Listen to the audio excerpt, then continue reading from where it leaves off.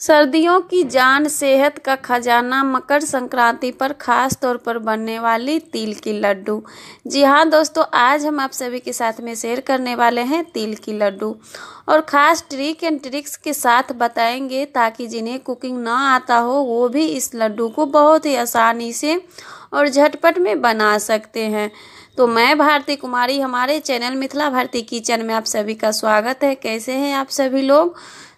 हमारे यहाँ मकर संक्रांति पर खास तौर पर तिल की लड्डू, मुरमुरे की लड्डू, पोहा की लड्डू बनाया जाता है और मायके से भी भेजा जाता है खास तौर पर तिल की लड्डू, चिरा की लड्डू और मुरमुरे की लड्डू।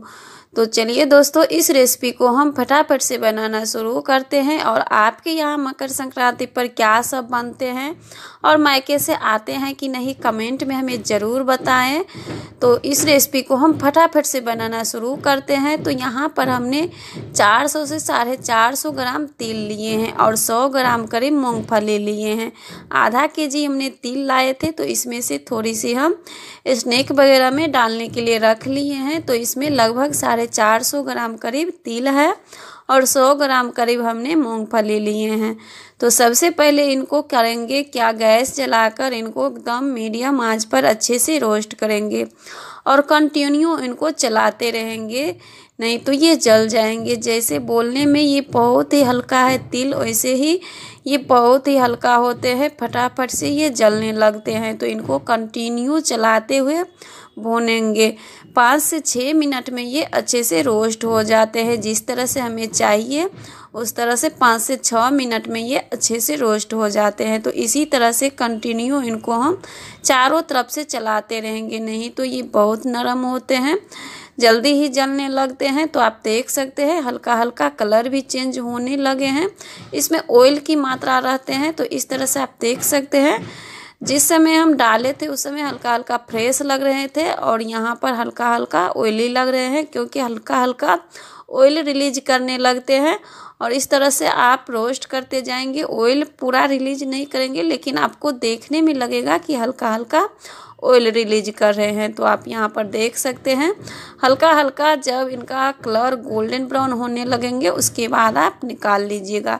यहाँ पर लाइट पर आपको उतना समझ में नहीं आ रहा होगा, लेकिन जब हल्का हल्का गोल्डन ब्राउन दिखने लगे तो आप इन्हें निकाल लीजिए।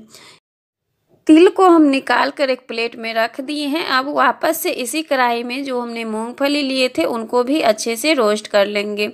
मीडियम आंच पर ही रोस्ट करेंगे ताकि ये अंदर तक अच्छे से रोस्ट हो, सौंधापन टेस्ट आए, लेकिन जले नहीं। जब तक हमारे मूंगफली रोस्ट हो रहे हैं तब तक यहाँ पर हम गुड़ को कद्दूकस कर लेते हैं।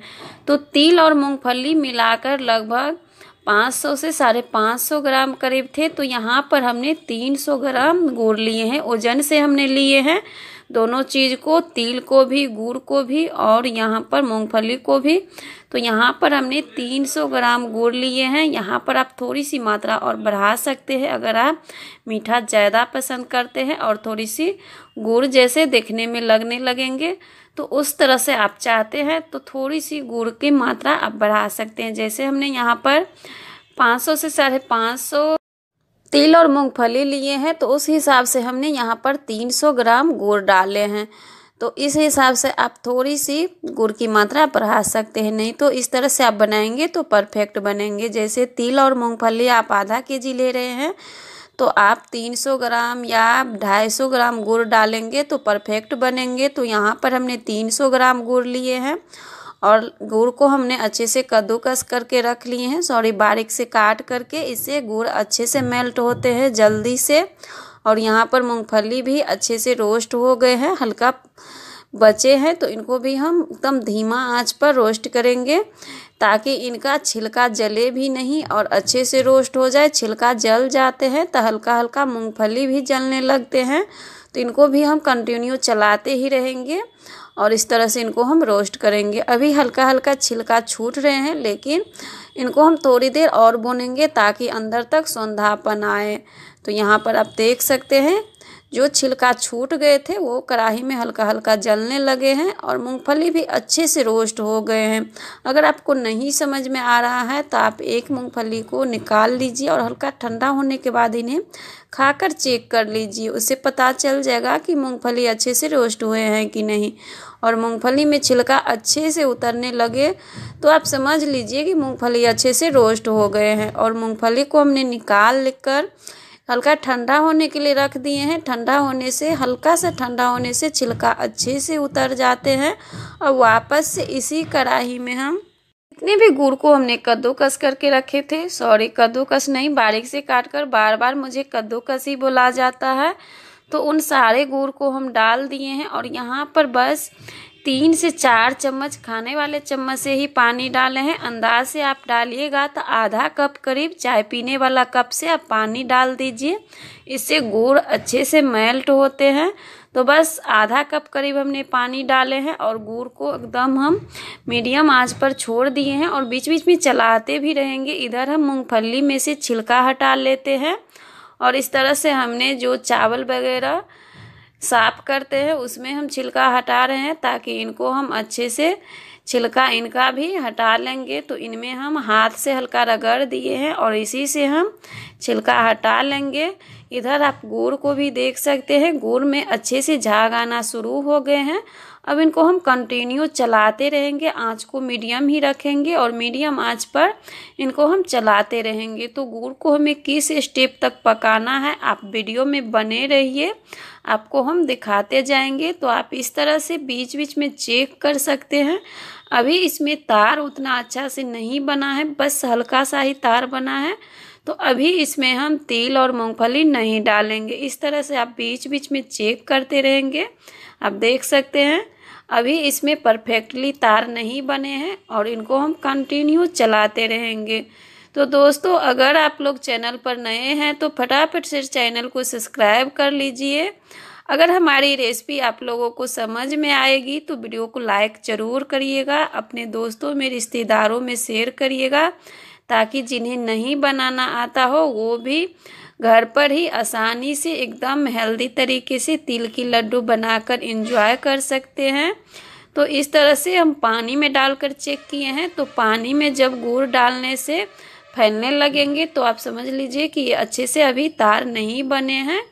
तो इस तरह से भी आप चेक कर सकते हैं या पानी में डाल के भी चेक कर सकते हैं, लेकिन बीच बीच में इनको चेक करना होता है, नहीं तो कब इनका तार बन जाए पता नहीं चलेगा। तो इस तरह से बीच बीच में चेक करते रहेंगे और देख सकते हैं गुड़ जो है अपना कलर पूरा चेंज कर दिए हैं। और इस तरह से हम फिर से पानी में डाले हैं। तो आप देख सकते हैं पानी में डालते ही ये पानी में फैलने नहीं लगे और एक ही जगह जमा रह गए। और इस तरह से जब आप इनको निकालेंगे तो इनका तार देखिए किस तरह से बन रहा है। तो इस तरह से जब आप पानी में से निकाल कर इनको खींचेंगे तो एकदम तार की तरह खींचने लगेंगे। तो उस तरह से जब बन जाएंगे उसके बाद इसमें हम फटाफट से डाल देंगे तिल और मूंगफली। अभी हम आंच को पूरा धीमा करके रखेंगे, इनको अब पकाना नहीं है, बस इनको आंच पर ही अच्छे से मिक्स कर लेना है। तो सारे तिल और मूंगफली हमने डाल दिए हैं और आंच अभी पूरा धीमा ही है। धीमा आंच पर इनको हम अच्छे से मिक्स कर लेंगे और इस तरह से बहुत ही आसानी से मिक्स हो जाते हैं।